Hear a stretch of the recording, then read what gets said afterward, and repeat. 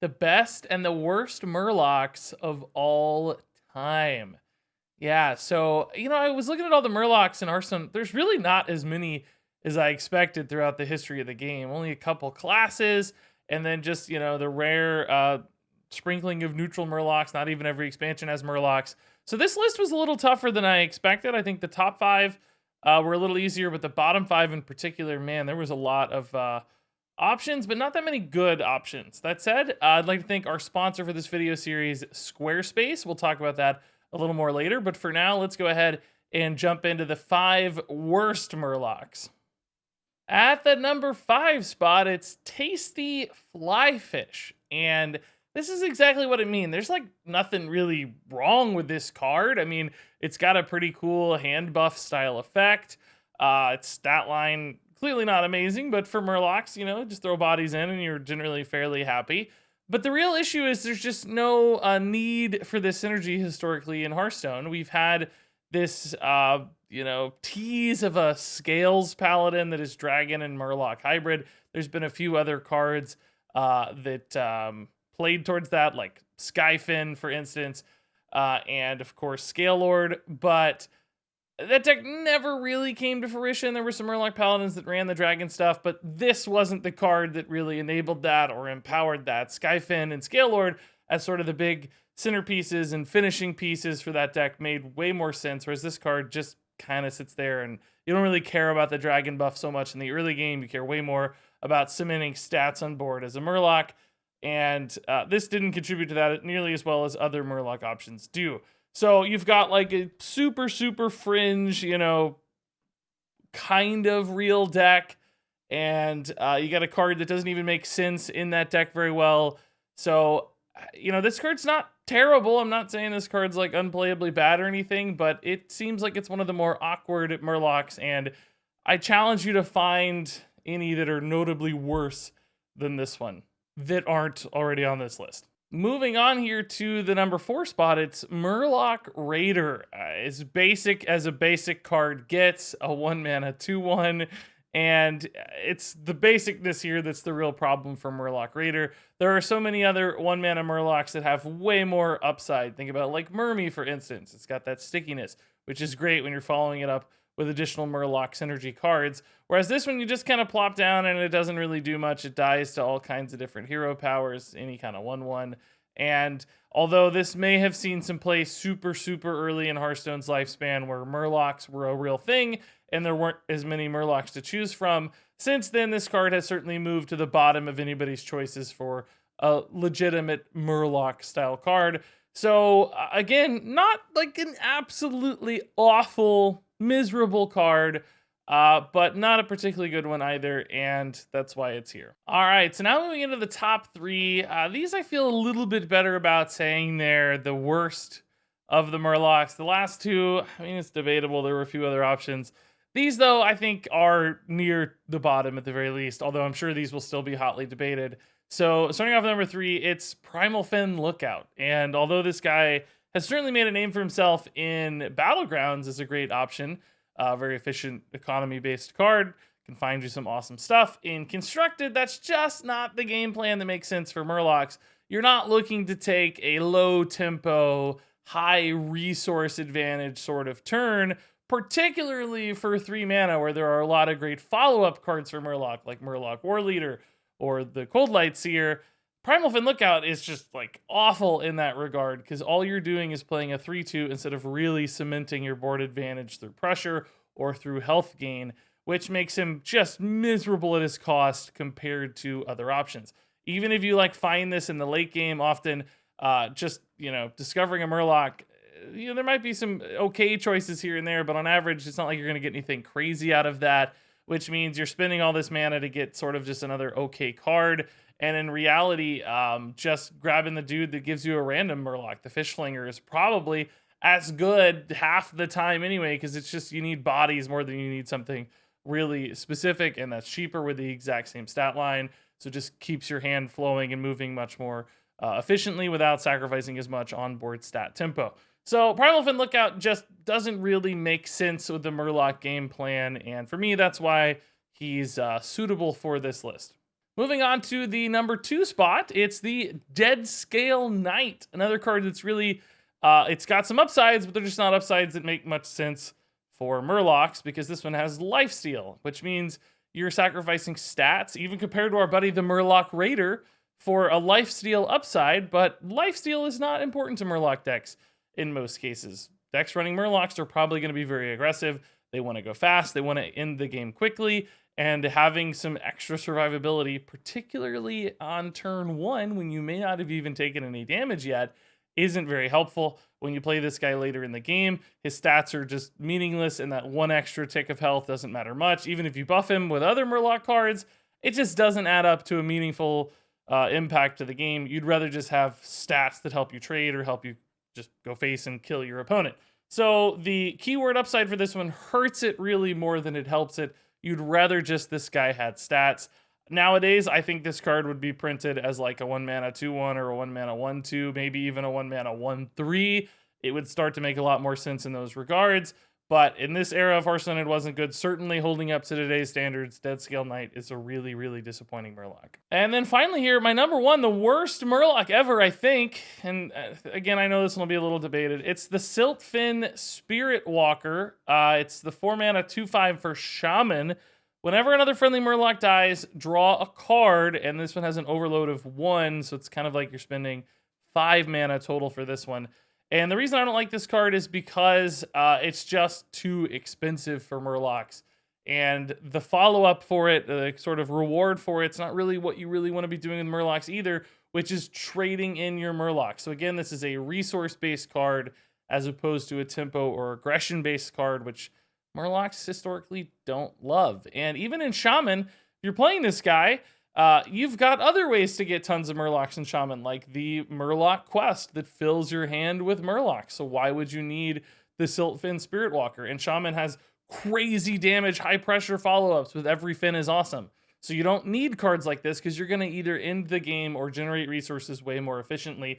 So this one just falls into a gap where it's worse than every other way to play Shaman Murlocs. So why would you ever need the Siltfin Spirit Walker? It's so expensive. It's not high pressure enough. Like even as just like a 3/3 or God forbid a 3/4 or a 4/3, this one would feel more at home in that aggressive style. As a 2/5, it's slow.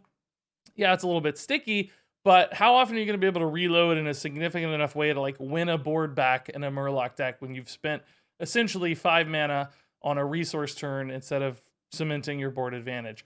So I think the Siltfin's just super, super awkward for the Murloc game plan, and for me, the most awkward of all the Murlocs, and in fact, probably the worst. That said, I think probably a lot of this list will be hotly debated, so don't just say these ideas are terrible, you're so wrong, Regis. Tell me why. Like, what Murlocs do you think belong on this list? Because this is absolutely very subjective, and I'm curious to hear what you guys think fit in the 5 worst Murloc spot, because this is a pretty tough one to decide. And that said, it's not tough to decide where you need to go if you want to build the ultimate website. That's right, our sponsor for this video, Squarespace, is really my favorite tool for building websites online. I've legit been using Squarespace for over 10 years, so I was thrilled when they reached out to do this sponsorship, and I can't recommend them highly enough. So Squarespace, of course, has all the tools and features you need to make a great site. But one of my favorite features, and I think something you will enjoy as well as a Hearthstone player, is all the analytics. You get so much data on all the different traffic that's hitting your website. You can jump in there, dive in, and learn a ton about your audience. For whatever your website is trying to do, they'll give you all the tools to understand how it's working, why it's working, and how to grow even more. So you can go to squarespace.com for a free trial. Then when you're ready to launch your site, go to squarespace.com/Regis and add the code Regis, and you're going to get 10% off your first purchase of a website or a domain.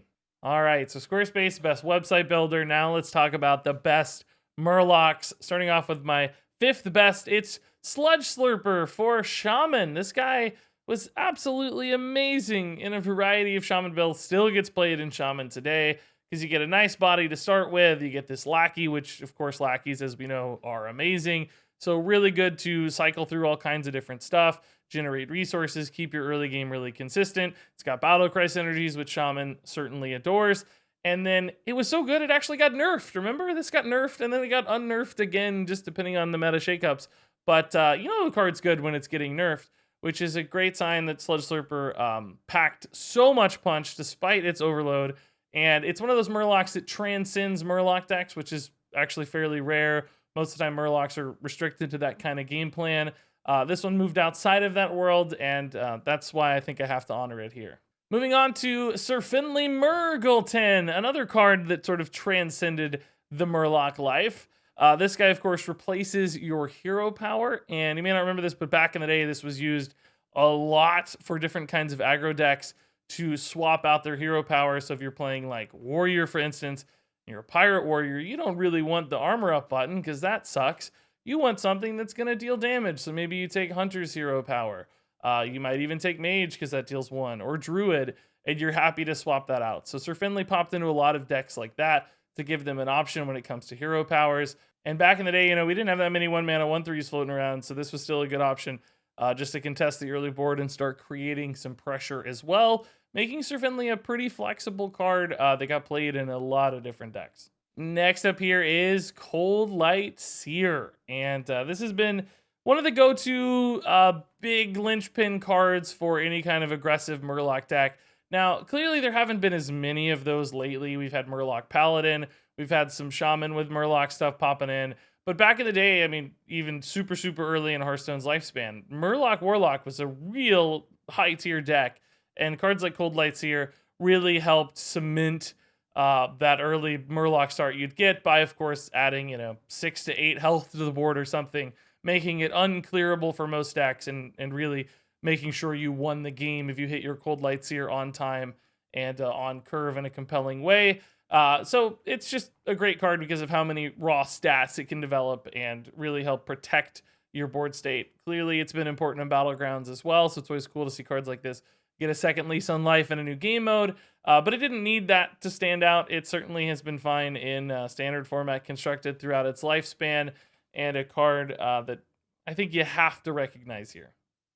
Similar to it, of course, we have the Murloc War Leader, another card that's that big turn 3 follow-up that wins you games just in the other direction by giving attack. Now, this also used to give health as well. If you remember back in the day, it got nerfed because it was just too strong, giving all that extra health and attack. That was just a ridiculous follow-up. That's reason number 1 Murloc War Leader is ahead on this list. Reason number 2 is OTK decks. There's been a handful of OTK Murloc decks like Paladin that use this to increase the damage output of cards like Bluegill Warrior, a card I really heavily considered putting on this list. I think it's probably my number 6. And Old Murkai, another card I really heavily considered putting on this list, probably number 7. So I wanted to give Murloc War Leader the edge, certainly over Coldlight Seer. It feels more central to what Murlocs are all about. Popped into a couple different varieties of decks on top of what Coldlight Seer did. So instead of just the aggressive tempo Warlocks, this is in those, but an extra layer of decks as well. I think really making it the kind of star of traditional Murlocs, and no surprise at all, I think, to see this one in the top 2. And then finally, at my number 1 spot, it's Coldlight Oracle. Not your traditional Murloc, but a card that was in a ton of decks outside of the Murloc game plan. So really expanding beyond Murlocs more than any other Murloc we've ever seen historically, I think, because it was just a great card draw card. So there's, you know, the kind of traditional mill stuff that would run this, forcing your opponent to draw extra cards, whether fatiguing them or destroying their deck. But also just aggro decks would run this sometimes because you just got so many cards. You didn't necessarily care if your opponent got stuff. Just fill my hand up. I need resources. I need burn. I need pressure. Coldlight Oracle delivered on that. Control decks could run this too, because if you're going to grind your opponent into fatigue anyway, who cares? Just Coldlight Oracle gives me lots of efficient cards.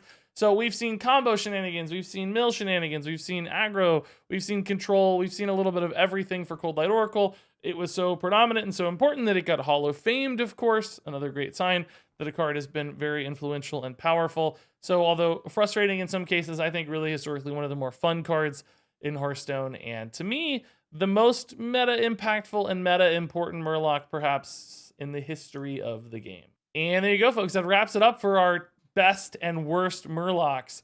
This was a really tough video, so I'm sure you're going to have some differences of opinion.